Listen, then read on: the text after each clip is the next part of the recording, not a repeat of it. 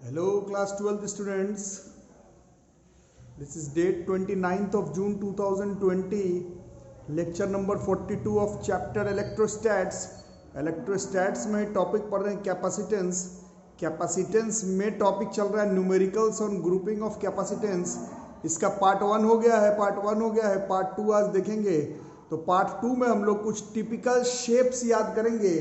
Typical shape याद करेंगे grouping of capacitance का, जो देख करके डायरेक्ट नहीं पता चलेगा कि सीरीज का क्वेश्चन है या पैरेलल का क्वेश्चन है.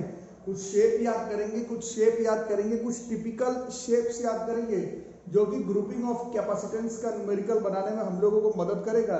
कुछ शेप याद करेंगे, कुछ पैटर्न याद करेंगे. उसी में फर्स्ट नंबर पर ये है. इस तरह का जब आपको कैपेसिटेंस का अरेंजमेंट मिले, इस तरह का जब आपको कैपेसिटेंस का अरेंजमेंट मिले, इस तरह का कैपेसिटेंस का अरेंजमेंट मिले, तो देख रहे हो यहां से करंट डिवाइड हो रहा है. करंट डिवाइड होने का मतलब जो है वो पैरेलल अरेंजमेंट हो जाता है. तो अगर आप इसको एनालाइज करते हैं तो इसमें C1 C2 C3 C1 C2 C3 C1 C2 C3 C1 C2 C3 ये पैरेलल अरेंजमेंट हो जाएगा. और पैरेलल अरेंजमेंट का क्वेश्चन कैसे बनाते हैं ये हम लोगों को मालूम है. ये पैरेलल अरेंजमेंट का क्वेश्चन हो जाएगा. अगर ऐसा कुछ अरेंजमेंट दिखे, अगर ऐसा कुछ अरेंजमेंट दिखे, अगर ऐसा कुछ अरेंजमेंट दिखे, अगर कुछ ऐसा अरेंजमेंट दिखे, तो वो भी क्लियर कट है, वो भी क्लियर कट है, वो भी क्लियर कट है.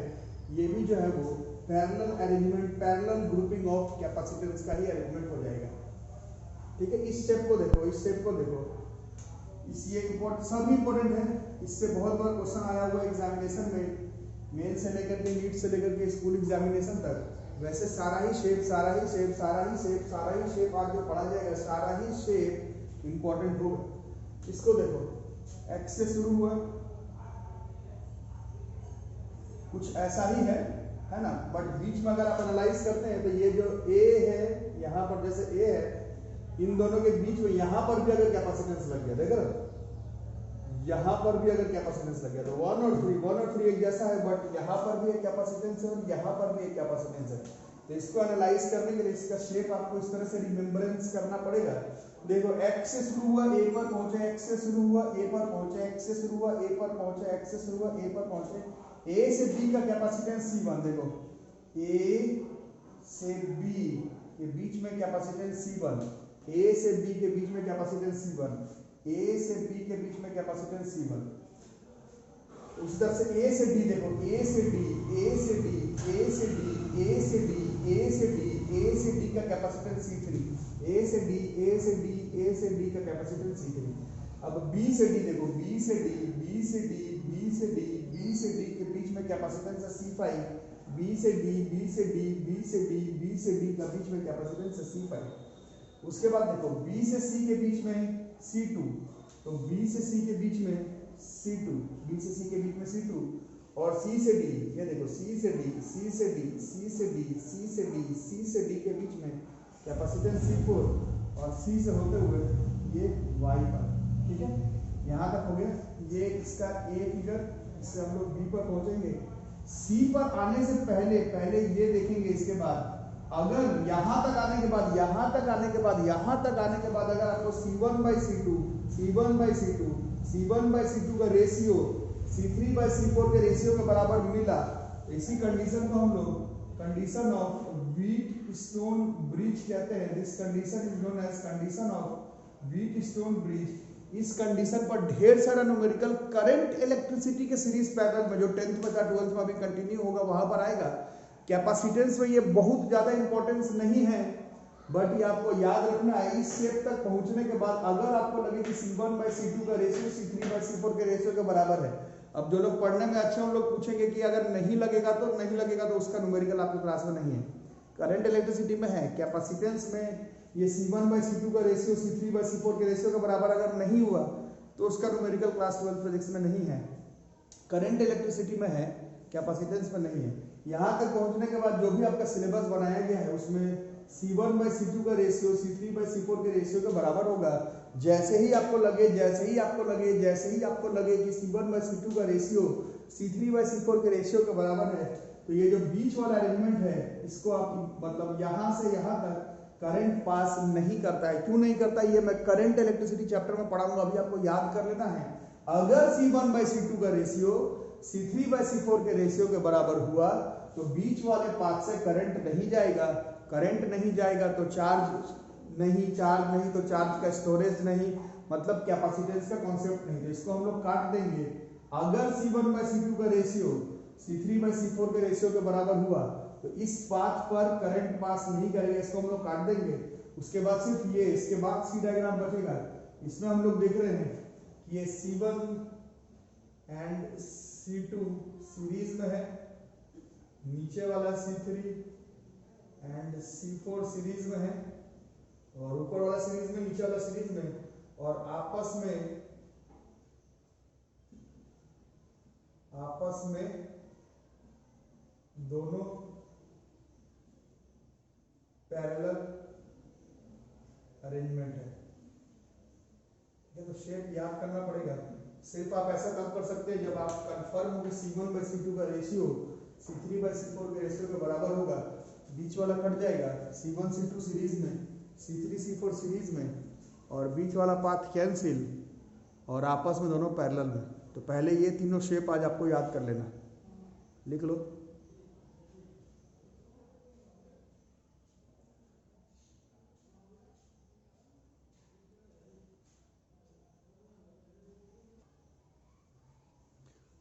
अब नेक्स्ट शेप इस तरह का याद करना पड़ेगा, नेक्स्ट शेप इस तरह से याद करना पड़ेगा, नेक्स्ट शेप इस तरह से याद करना पड़ेगा, नेक्स्ट शेप इस तरह से याद करना पड़ेगा। देखो इसमें 3 मेटल प्लेट है, 1 2 3, तीनों का सरफेस एरिया A है और सब मान लो डिस्टेंस D अपार्ट है ना। तो capacitance of a parallel plate capacitor पहले डिराइव करवाया गया है A epsilon naught by D। इसमें करना क्या है, ये जो 1 और 2 है इसको एक पैरेलल प्लेट कैपेसिटर कंसीडर करना है, 1 और 2।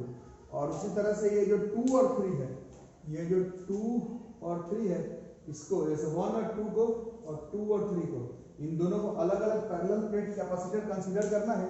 और इसको पैरेलल अरेंजमेंट, करंट आकर कैसे डिवाइड हो रहा है, इसको पैरेलल अरेंजमेंट कंसीडर करना है। पैरेलल अरेंजमेंट में हम लोग ने पढ़ा है कैपेसिटेंस ऐड हो जाता है अगर A और D सेम है, अगर A और D सेम है, अगर A और D सेम है तो ये C सेम हो जाएगा। This is 2A epsilon naught by D।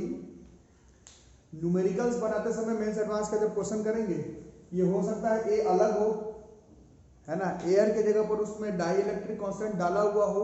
Concept यही करेंगे कि ये दोनों पैरेलल में, ये दोनों एक पैरेलल प्लेट कैपेसिटर, ये दोनों एक पैरेलल प्लेट कैपेसिटर, और आपस में दोनों पैरेलल में अगर सब कुछ सेम हो तो 2 एप्सिलॉन नॉट बाय D, सब कुछ सेम नहीं हो तो न्यूमेरिकल में आएगा, कैलकुलेट करेंगे पैरेलल कंसीडर करके। शेप याद रखना होगा।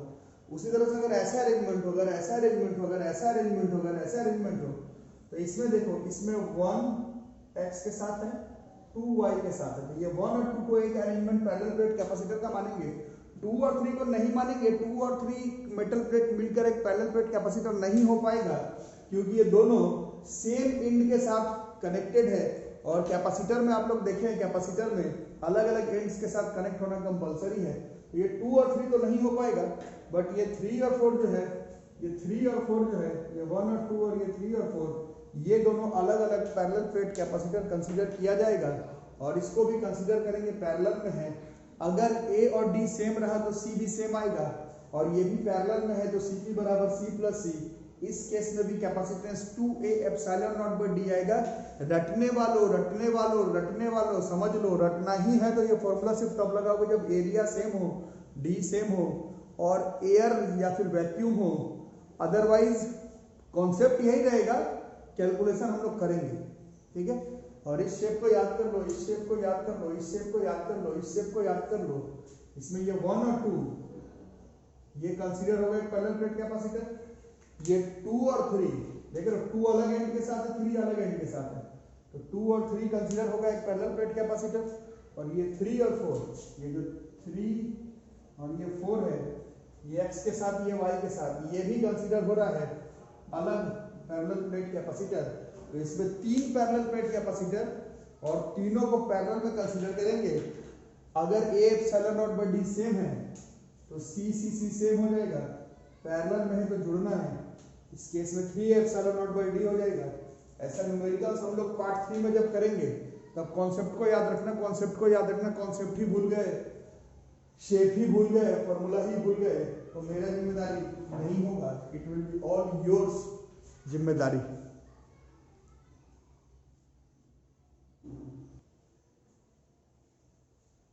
अब ये सातवां आठवां ये जो है, ये हम लोग जैसे आप मेरे से पढ़ रहे हैं तो जैसे मैं याद करवाऊंगा उसी तरह से याद करने का आपको ट्राई करना है। तो ये एक पैरेलल प्लेट कैपेसिटर था, बट इसमें हम लोग ने दो डाइलेक्ट्रिक स्लैब पुट कर दिया, एक का डाइलेक्ट्रिक कांस्टेंट K1, एक का डाइलेक्ट्रिक कांस्टेंट K2। ध्यान से अगर देखोगे तो इस तरह से दोनों डाइलेक्ट्रिक को प्लेस किया गया इस पैरेलल प्लेट कैपेसिटर के बीच में। इसका ऐसे जब प्लेस किए तो दोनों के बीच में जो डिस्टेंस था, ऐसे बीच में प्लेस कर दिए तो डिस्टेंस तो सेम नहीं रहा ना, जैसा अगर बिल्कुल बीचों बीच में तो ये d/2 हो गया, बट ए सेम रह गया। एरिया तो प्लेट का होता है ग्रीन वाले का, एरिया सेम रह गया। समझ में आ रहा है? एक ऐसा कुछ किए, दो डाइलेक्ट्रिक्स प्लेस किए, कुछ इस तरह से प्लेस किए पैरेलल प्लेट कैपेसिटर के बीचों बीच में कि उसका d तो चेंज हो गया, आधा हो गया तो हो गया, चेंज हो गया, बट a का वैल्यू सेम रह गया, a का वैल्यू सेम, एरिया सेम। तो इसको हम लोग हीरोइन के नाम पर, मैं अपने ट्यूशन में याद करवाता हूँ, हीरोइन के नाम पर याद करवाता हूँ। आप लोग अगर मेरे से पढ़ रहे तो जैसे मैं याद करवाऊंगा वैसे याद करना है। इसको अनुष्का शर्मा इस तरह से याद करेंगे। अनुष्का शर्मा, ए से एरिया, शर्मा के एस से सीरीज, जहां एरिया सेम तो उसको सीरीज कंसीडर करना है। Area same Anushka Sharma, area same series, C से एस से सीरीज, याद रहेगा। जहां पर एरिया सेम, ऐसा अरेंजमेंट जहां पर एरिया सेम उसको आपको सीरीज कंसीडर करना है। Area same Anushka Sharma series consider करना है। सीरीज का शर्मा है, एरिया सेम से series Sharma, area same series consider करना है। और सीरीज में जो फॉर्मूला होता है 1/C1 + 1/C2 वो लगा देंगे।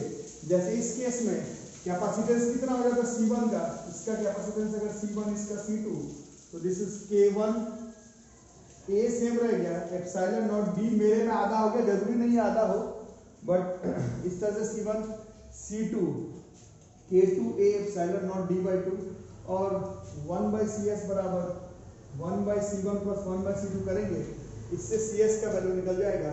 याद ये करना है कि एरिया सेम अनुष्का शर्मा तो सीरीज में होगा, area same Anushka Sharma series, area same series. ये देखो 8 नंबर डायग्राम, इसमें भी देखो, इसमें भी हमारे पास मेटालिक प्लेट था, इसके बीच में डिस्टेंस था d, इसके बीच में भी हमने दो डाइलेक्ट्रिक प्लेस कर दिया, बट प्लेस ऐसे किया, प्लेस ऐसे किया, प्लेस ऐसे किया, प्लेस ऐसे किया, इसका d सेम रह गया, और ऐसे प्लेस किए तो एरिया जो है मेरे डायग्राम में a/2 हो गया। जरूरी नहीं है हाफ होना, जरूरी नहीं है, a/3 2a/3 भी हो सकता है, उससे मतलब नहीं है। बट अगर d सेम रह गया, d सेम रह गया, d सेम रह गया, d सेम रह गया, d सेम, तो d सेम, इसको हम लोग दीपिका पादुकोण याद करते हैं। मैं अपने ट्यूशन में दीपिका पादुकोण d सेम है, पादुकोण का p पैरेलल है, जहां पर डिस्टेंस सेम होगा उसको आप पैरेलल अरेंजमेंट मानेंगे। दीपिका पादुकोण, इस तरह से ट्यूशन में आपको याद करना है। Anushka Sharma, area same series, Deepika Padukone, distance same parallel, Deepika Padukone distance same parallel. अब पैरेलल में कैपेसिटेंस जैसे निकालते हैं C1 + C2 कर देंगे। जैसे मेरे डायग्राम में C1 बराबर K, A/2 था, एप्सिलॉन और D सेम रहना चाहिए। C2 K2 A, मेरे डायग्राम में A/2 हो जा रहा था, एप्सिलॉन और D सेम होना चाहिए। ऐसा अरेंजमेंट D सेम है तो पैरेलल होगा, A सेम है तो सीरीज होगा। अनुष्का शर्मा है, दीपिका पादुकोण है। इस अरेंजमेंट से बहुत बार मेंस एडवांस के एग्जामिनेशन में क्वेश्चन पूछा जा चुका है, तो इस शेप को भी हम लोग याद करके चलेंगे। लिख लो।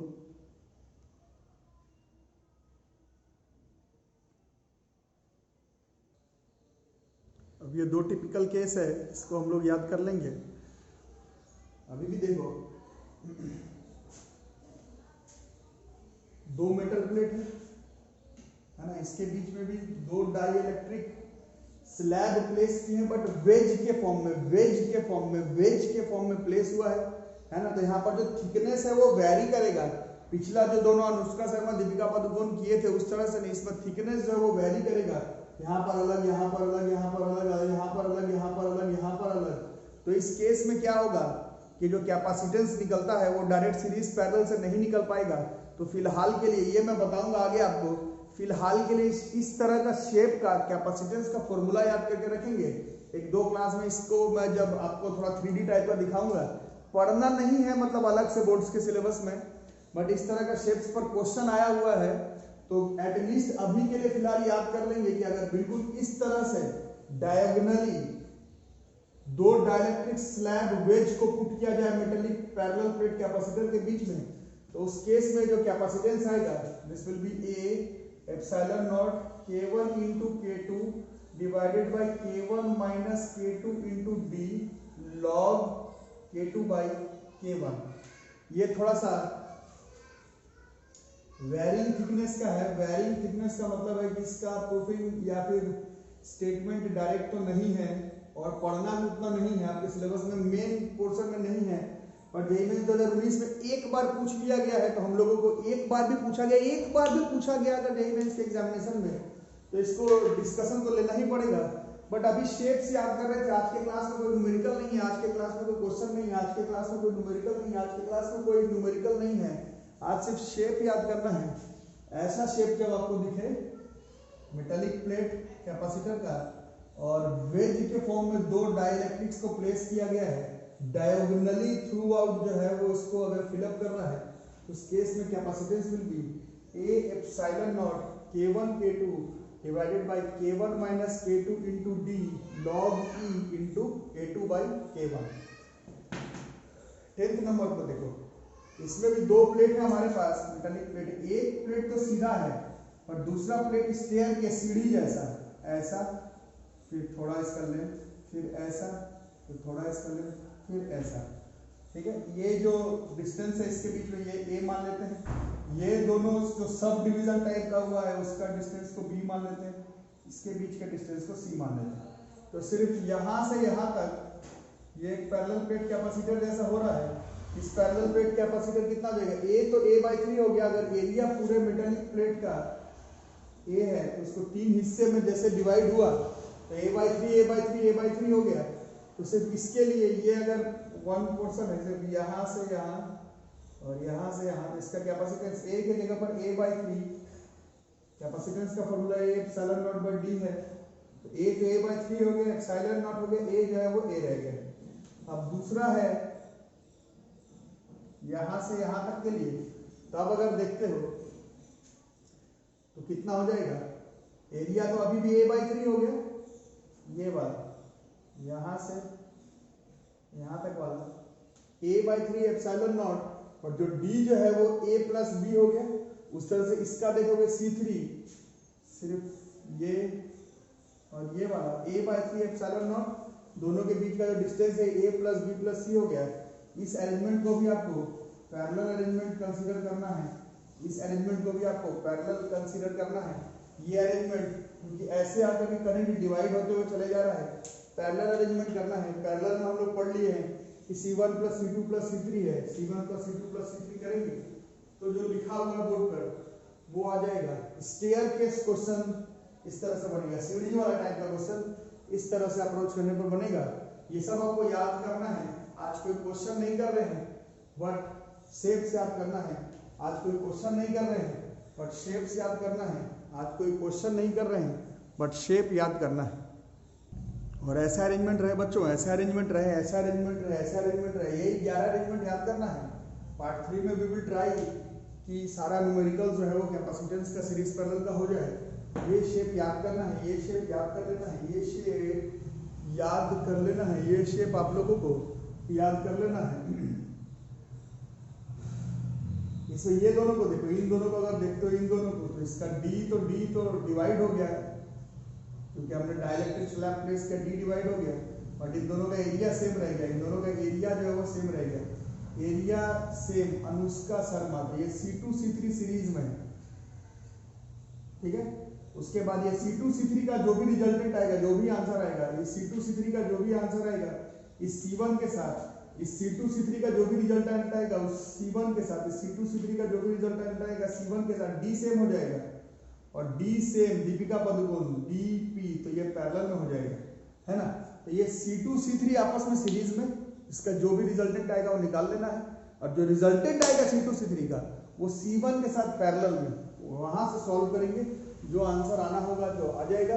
लेक्चर नंबर 3, मतलब लेक्चर नंबर 3 नहीं, लेक्चर नंबर 43 जब करेंगे, लेक्चर नंबर 43 जब करेंगे तो हम लोग मेक श्योर करेंगे कि कैपेसिटर का जितना भी न्यूमेरिकल है वो हो जाए। उसके लिए आप लोग मेक श्योर करें, आप लोग मेक श्योर करें, आप लोग मेक श्योर करें कि ये 11वां पैटर्न जो है वो आपको याद रहना चाहिए, ठीक है। आज का वीडियो यहीं पर खत्म हो गया। वीडियो को लाइक करो, चैनल को सब्सक्राइब, दोस्तों को जिन लोगों को मदद का जरूरत है उन लोगों को वीडियो शेयर करते चलो।